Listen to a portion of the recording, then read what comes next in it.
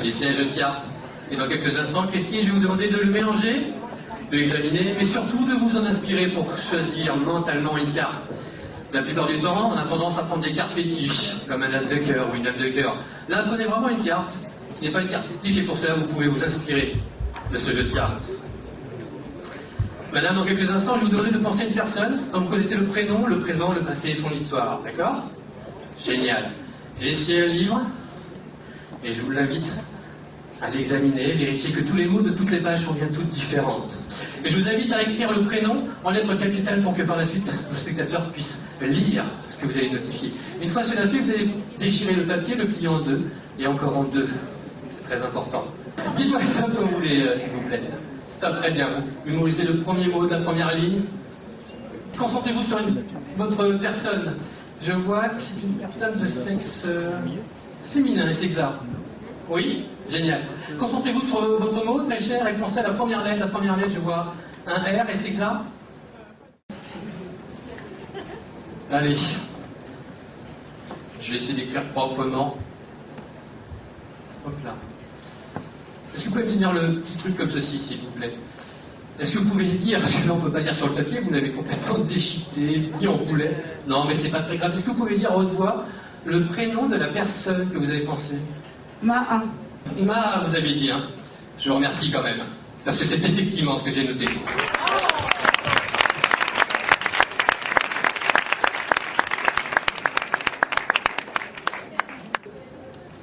Concentrez-vous. Vous pensez aux mots, là? Ah oui, bah vachement, oui. Avec vous, j'ai des sueurs froides. Bizarrement, je vous aime pas. Je vous le dis tout de suite, je vous aime pas. Je me lance, je sais pas ce que je vais mettre. Tenez, Christine, vous regardez toujours la même chose, oui. Non, sans regarder. Ah bah oui, ah bah attendez. Curieuse. Allez, on se jette à l'eau. C'était quoi le mot?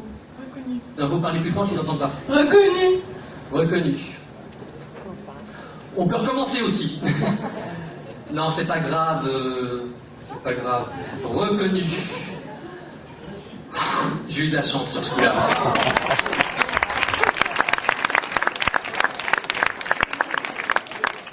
Oui, non, lire dans les pensées, c'est pas toujours évident. Je vous l'accorde. Même si j'ai blagué avec vous et de votre couleur de cheveux, ça reste néanmoins une discipline un peu difficile à faire. Mais il y a une autre discipline qui est encore plus difficile que de lire dans les têtes des personnes. C'est de prédire à l'avance ce qu'ils vont penser, ce qu'ils vont faire, ce qu'ils projettent de faire. Et je vais tenter cette expérience avec Christine. Vous avez pensé à une carte. La carte, vous l'avez en mémoire. Pour la première fois, je vais vous demander de citer à haute voix la carte que vous avez pensée. Mais avant cela, j'attire votre attention sur mon assistante, qui tient un rouleau dans les mains.